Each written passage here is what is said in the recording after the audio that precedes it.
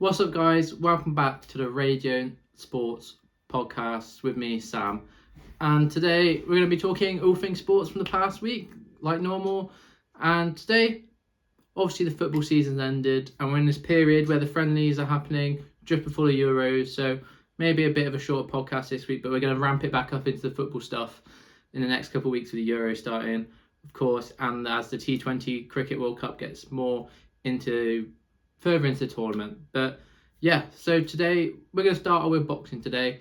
This past weekend in Saudi Arabia, it was the Matchroom versus Queensberry 5v5 tournament with Deontay Wilder and Zhang headlining the 5v5 with a load of great fights on it. Yeah, what can you say? It was a great card, really. All 50-50 fights, a few upsets as well in there. Say one big upset and a couple of close fights, and all the fights were bangers. I think you got to say it was an unbelievable night of boxing. The card was brilliant, and yeah, so let's dive deep into it. So we'll start off with the main event, which was Deontay Wilder against Zhang. Wilder and Zhang obviously both coming off their losses to Joe Parker in his resurgence into the top heavyweights of boxing, and yeah, Zhang won by knockout in the 5th round. It was a huge knockout. It was a great finish. But yeah, once again, Wilder looked finished. He's got to retire now. I just don't think there's anything else he can achieve, or even if he's able to even win a match at this point. Like, the old Deontay Wilder is dead. The Bronze Bomber is dead.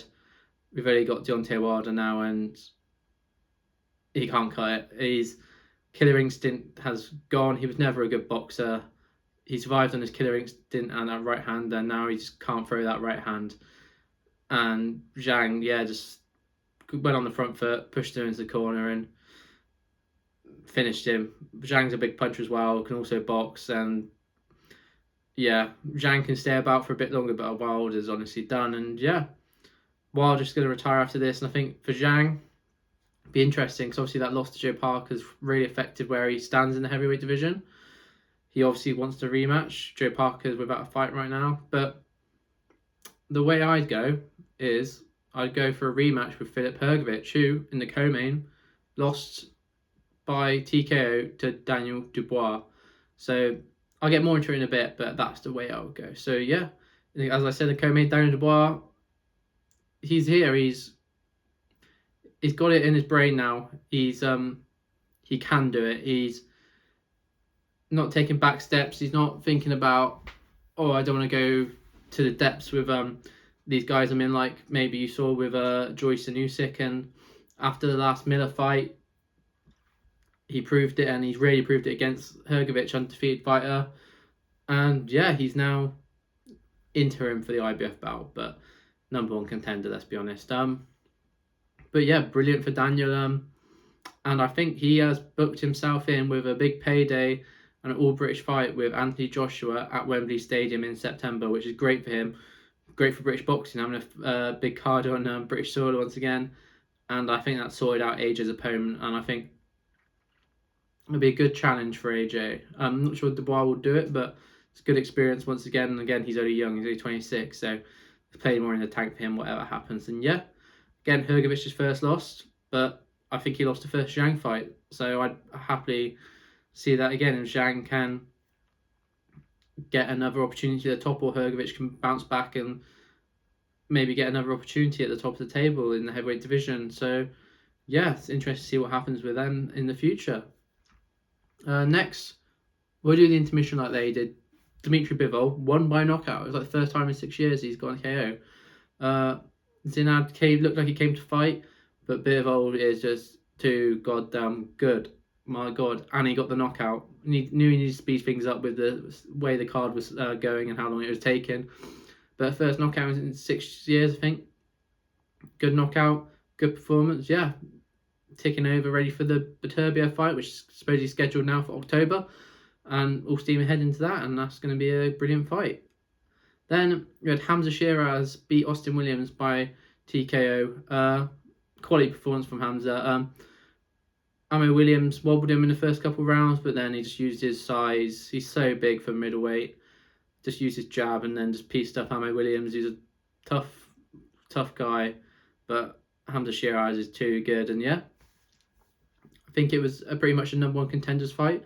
So we could be seeing him for a world title next, or there is talk he wants the money fight, Chris Eubank Jr. You never know. They could stick that on that Wembley card, even though it could headline an arena on its own. What I would do is I get a world title first, which I think he could win. And then you have the Eubank Jr. fight in your back pocket for your first home defence, and that'll make money. So that's what I would go, but you never know. With the Saudis are in charge, you're going to get paid either way these days. So yeah. Then we had the featherweight world title fight between Ray Ford, the champion, and Nick Bull. What a fight. Close decision. It was a split decision in the end. 1 point either way. And Nick Bull took it just... I mean, it was 115, 113 on every scorecard, and 2 of them to Bull, 1 of them to Ray Ford. Ray Ford, tough guy. Nick Bull, tough guy. What a fight.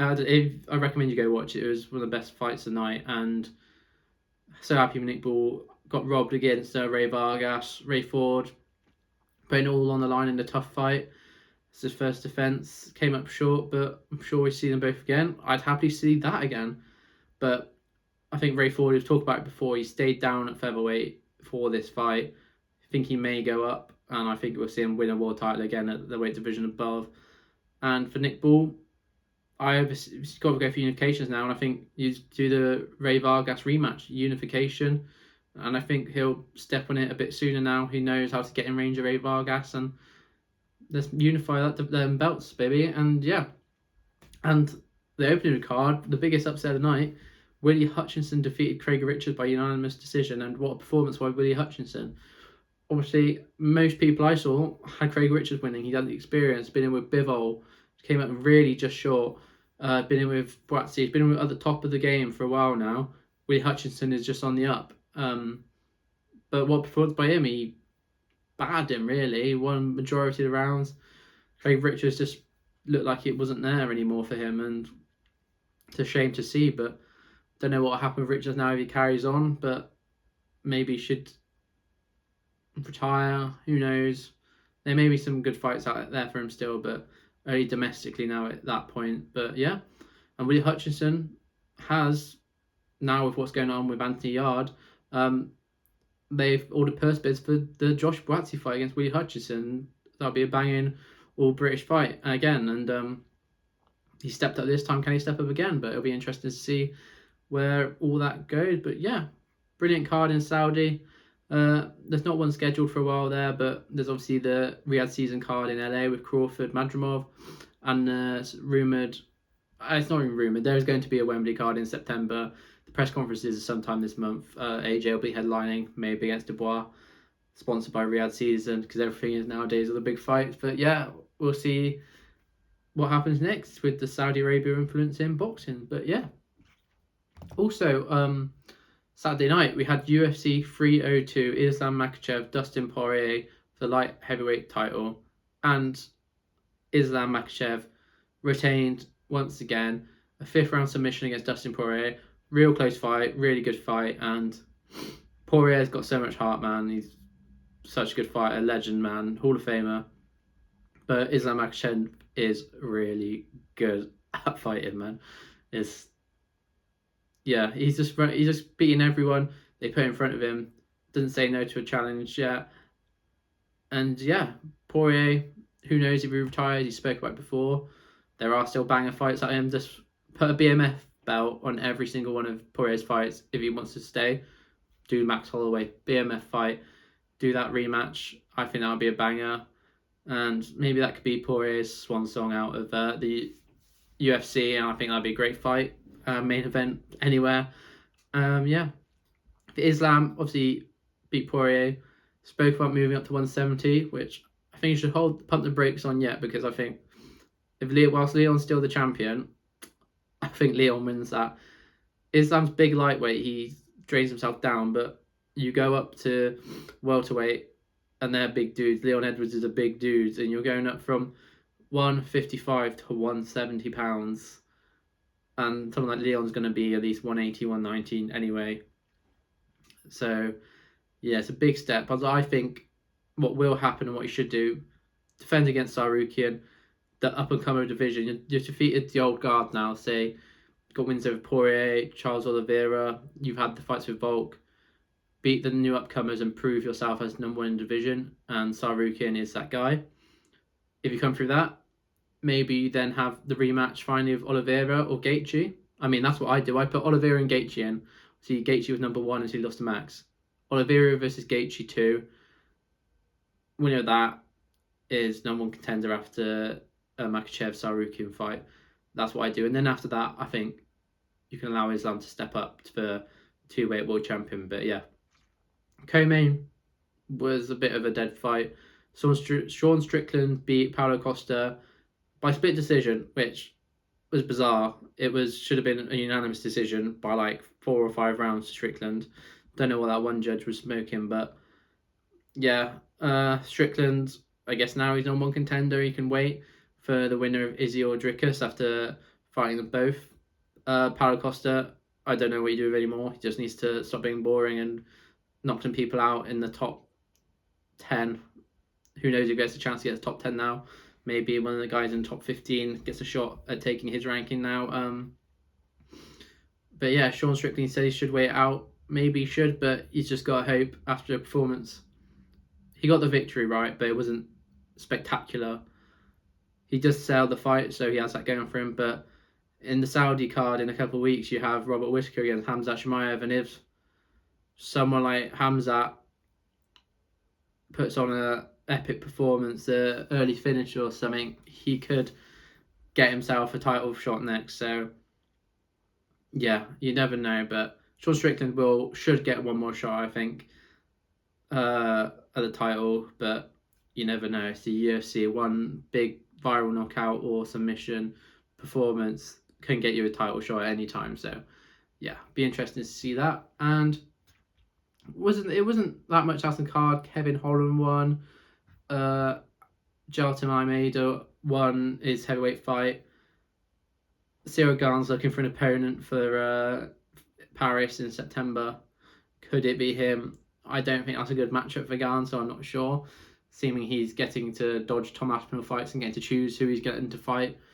But yeah, you never know. But yeah, that's it for the UFC from last week. And you may have seen we're in the friendly period for the football just before the Euros, and England beat Bosnia 3-0 in one of their warm-up games. Cole Palmer, penalty, Trent and Harry Kane scored.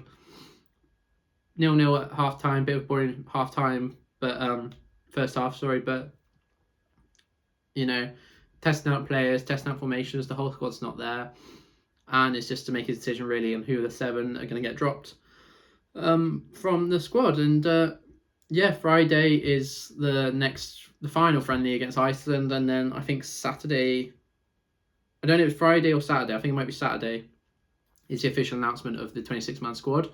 Supposedly already Madison, Kwanzaa, Jones have all been let go from the squad. And for me, in the 7, it'll be them 3.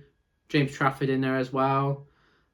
Who else? I think another defender has got to go. And I think Dunk, maybe. Then I don't think Bowen goes. And I don't know. Depends if you want an extra forward or defender. You know, I'm trying to think who else is in there now. Could Konza not go maybe, but I think you want the extra defenders potentially. Someone else. I'm not too sure at the moment, especially after some of the performances like Adam Wharton in those games. Good performances.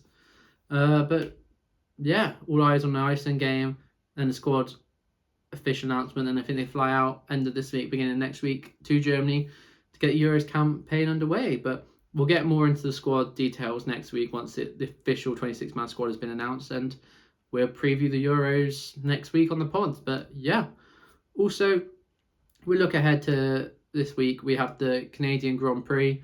See, 2 weeks ago, Monaco, Charles Leclerc winning his home race. Now we've had Ferrari catching up, McLaren catching up with Max Verstappen in the Red Bull. Can they do it again? We'll just have to wait and see. Will Red Bull fight back, or will it be a really close race and hopefully tighten up the championship even more than it already has with Leclerc catching up Max? Still a big gap, but catching up is pretty closer than it has been for the last couple of years, so we can only cross our fingers and hope with that. But anyway, guys, thank you so much for watching. Thanks for joining me this week, and I hope to see you all next week on the Radiant Sports Podcast. Goodbye.